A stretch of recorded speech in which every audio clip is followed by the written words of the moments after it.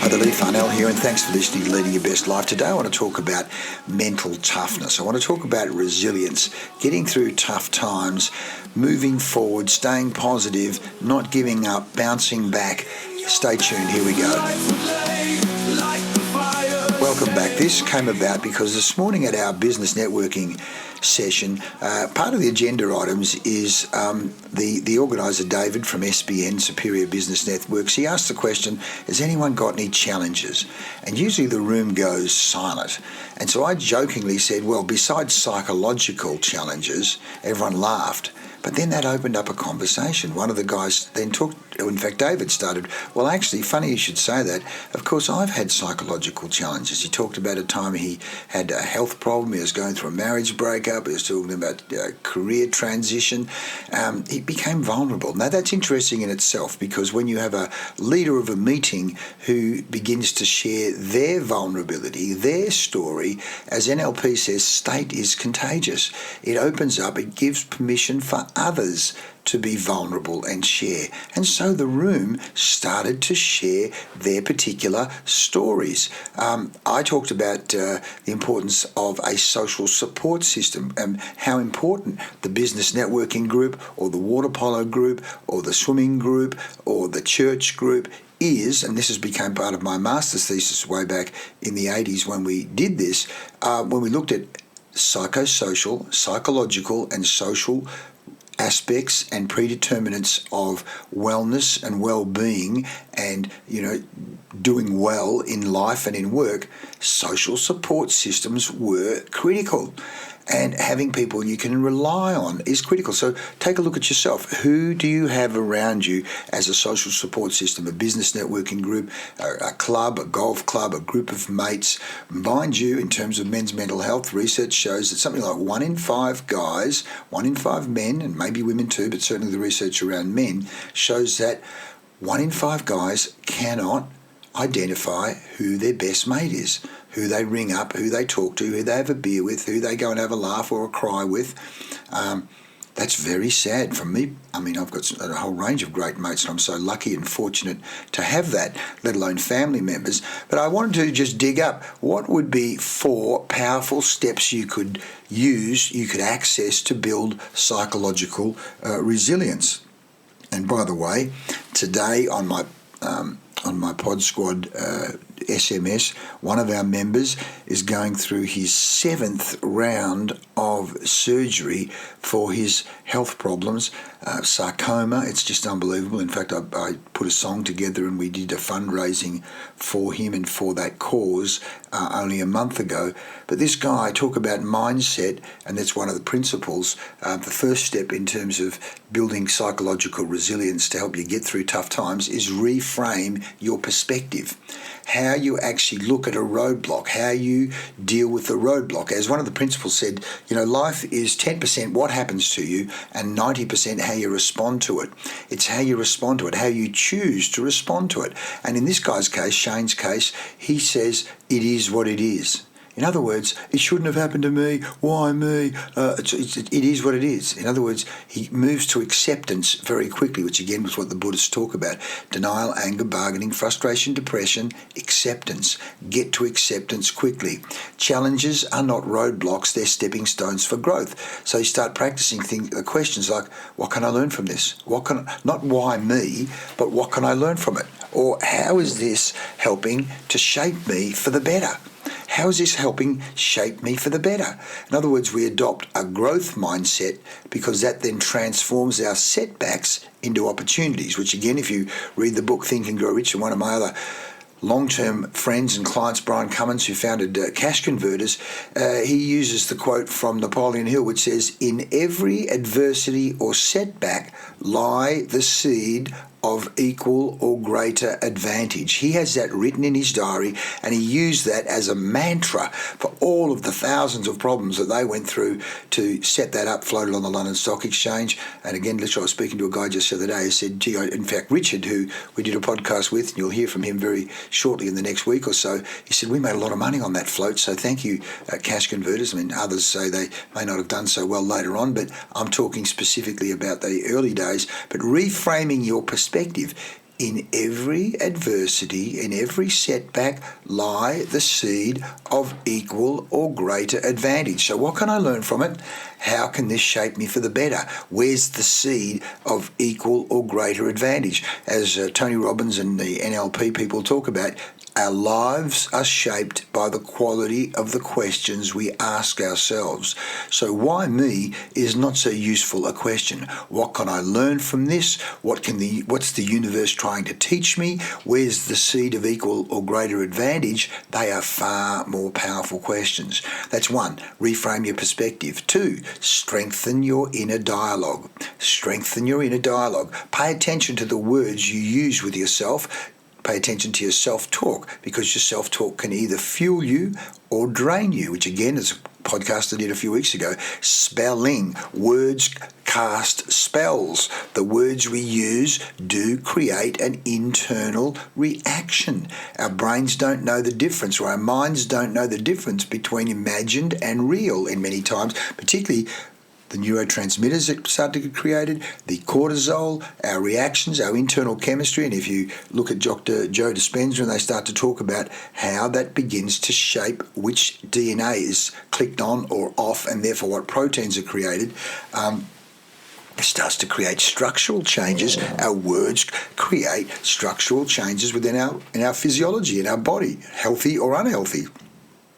So replace negative, catastrophic thinking with constructive statements like, I've handled hard things before, I've been through things like this before, I can handle this too.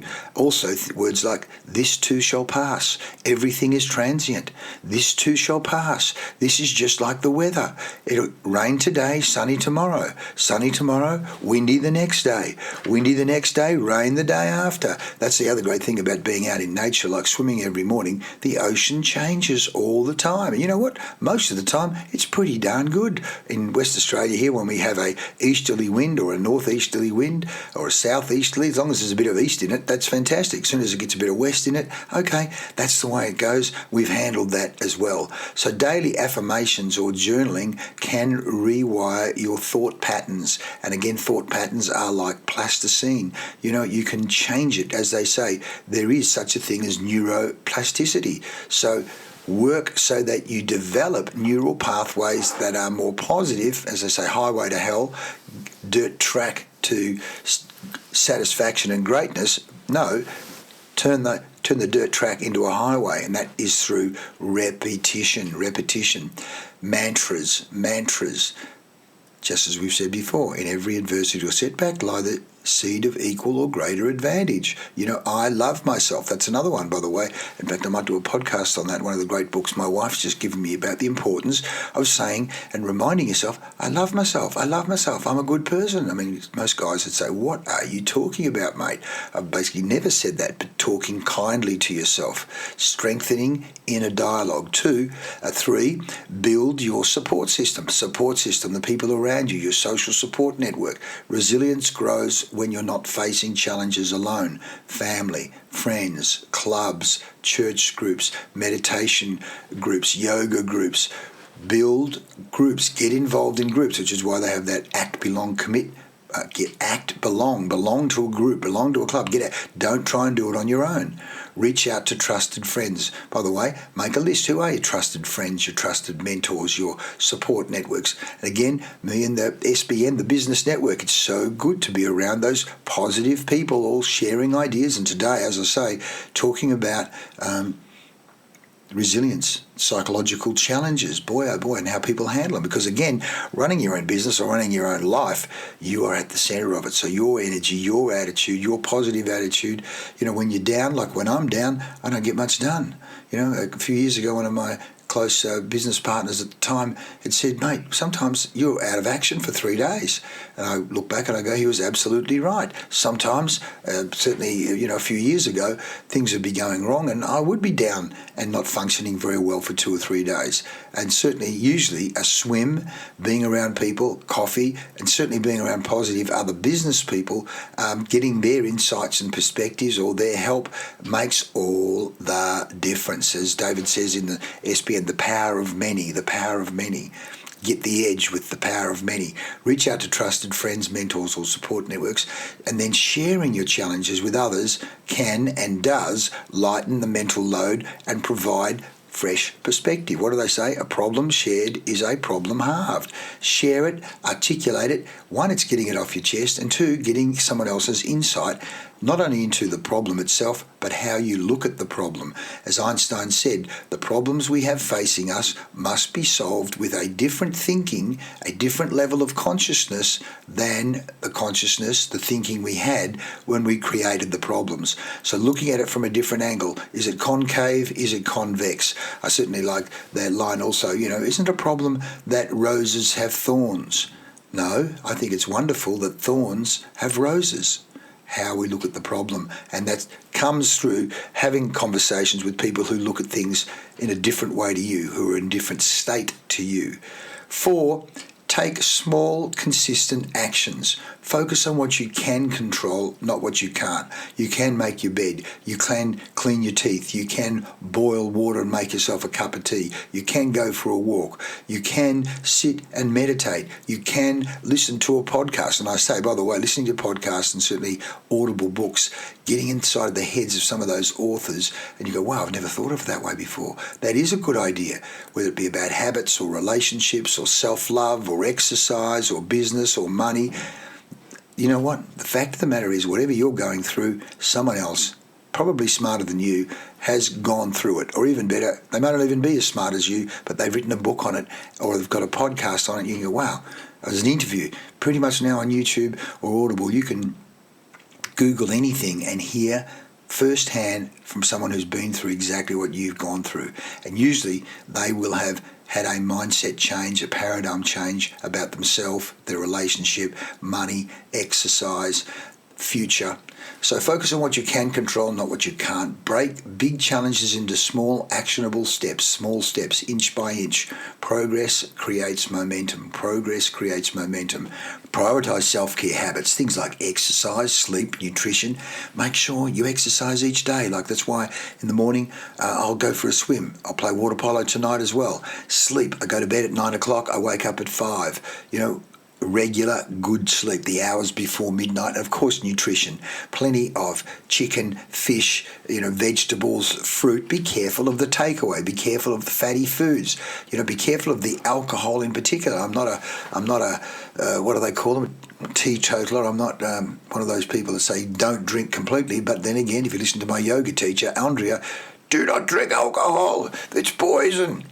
Either way, exercise, sleep, nutrition, to strengthen mental and emotional stamina.